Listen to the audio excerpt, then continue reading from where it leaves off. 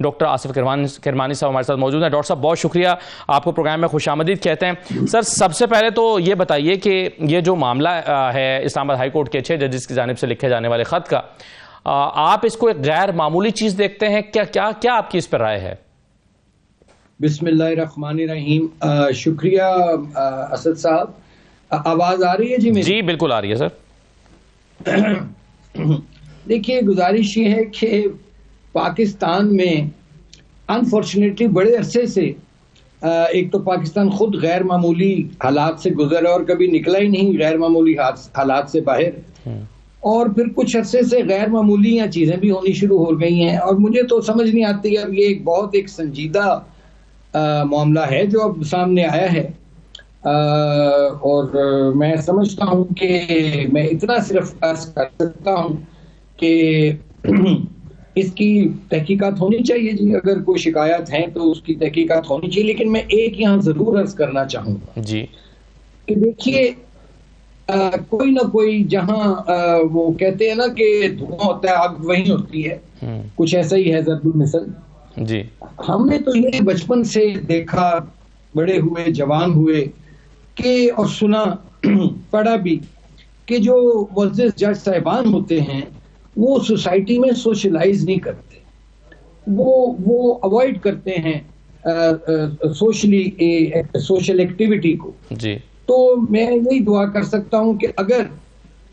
پاکستان میں جوڈیشری جون سی ہے اس نے اگر اپنے آپ کو عدالتوں تک اور انصاف دینے تک محدود رکھا ہوتا تو شاید آج یہ معاملہ سامنے نہ آتا، لیکن میں اس سے زیادہ کچھ عرض نہیں کر سکتا since matter is sub Judas, اور ظاہر ہے جو بھی سپریم جوڈیشل کونسل میں گیا ہے وہ فیصلہ کرتی ہے یا محترم جسٹس چیف جسٹس صاحب اس پر کچھ ایکشن لیتے ہیں۔ We have to wait and see جی۔ صحیح ہے، لیکن اس میں ایک صرف نقطہ اور پھر میں آگے بڑھتا ہوں دوسرے موضوعات پر۔ آپ سمجھتے ہیں کیونکہ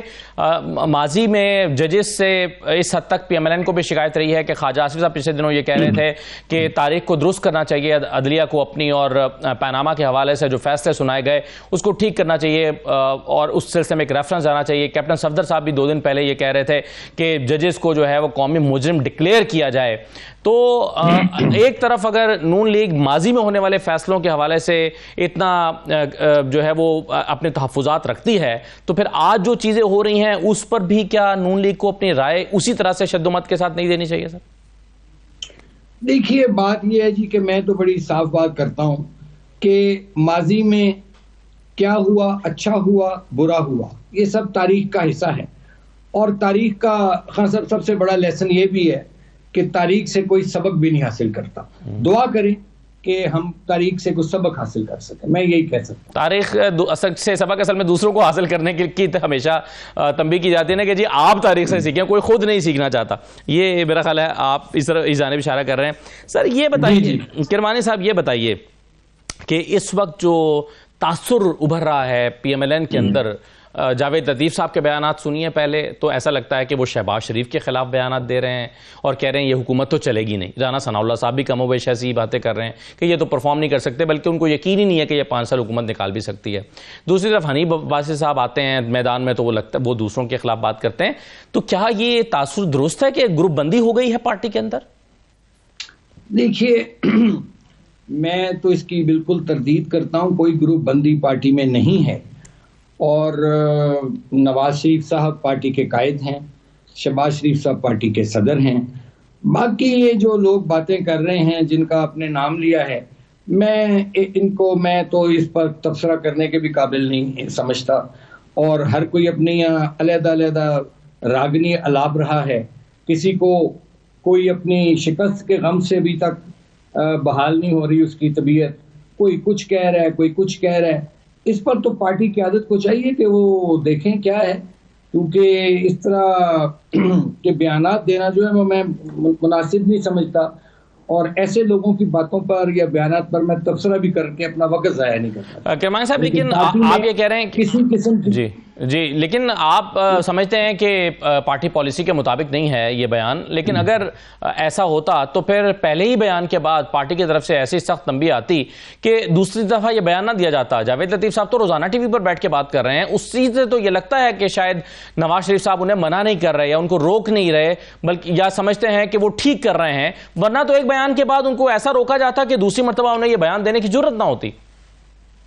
بس کچھ لوگ اپنی عادتوں سے مجبور ہوتے ہیں اور ہر شخص اپنے ظرف کے مطابق بات کرتا ہے۔ میرا خیال ہے میں اس بحث میں نہیں پڑھنا چاہتا جی، بس ٹھیک ہے، وہ بیانات بھی ریکارڈ پہ ہیں، سب کچھ سامنے ہے، باقی ٹھیک ہے، یہ پارٹی جانے اور جو لوگ بیانات دے رہے ہیں ایسے وہ جانے۔ لیکن آپ سمجھتے ہیں پارٹی لیڈرشپ کو اور قائد کو، پارٹی کے جو قائد ہیں انہیں ان کو روک دینا چاہیے اب کہ اس طرح کے بیانات نہ دیں جو مسلسل دیں؟ دیکھیے جی، میرے کہنے نہ کہنے سے نہ کوئی رکے گا نہ کوئی باز آئے گا، تو پارٹی کی عادت بڑی سمجھدار ہے،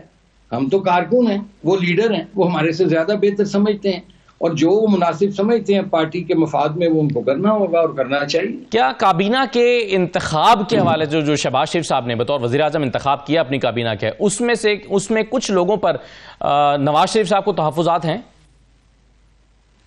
نہیں، دیکھیے، آپ یہ تو کہہ سکتے ہیں کہ یہ ایک ایسی کابینہ ہے جس میں لوگ جون سے پی ایم ایل این کے بھی ہیں اور ایک دو لوگ حضرات ہیں جن کے بارے میں آپ اشارہ کر رہے ہیں، لیکن دیکھیے، میں نے تو پہلے بھی بارہا عرض کیا ہے کہ جب پاور پالیٹکس ہو نا، پھر پاور پالیٹکس جب ہوتی ہے، جب اقتدار کی کشمکش یا اقتدار کی سیاست جو ہوتی ہے اس میں پھر آپ کو فیورز دینی بھی پڑتی ہیں اور فیورز لینی بھی پڑتی ہیں، اٹس ٹو وے ٹریفک۔ تو لیکن جو بھی اب جیسی بھی کابینہ بنی، ظاہر ہے اس میں نواز شریف صاحب کی مرضی ضرور شامل ہوگی، شہباز شریف صاحب کی مرضی شامل ہوگی، اور بھی تو اس ملک کے سٹیک ہولڈرز ہیں، ان کی بھی اس میں کنٹریبیوشن ڈیفینیٹلی ہوگی۔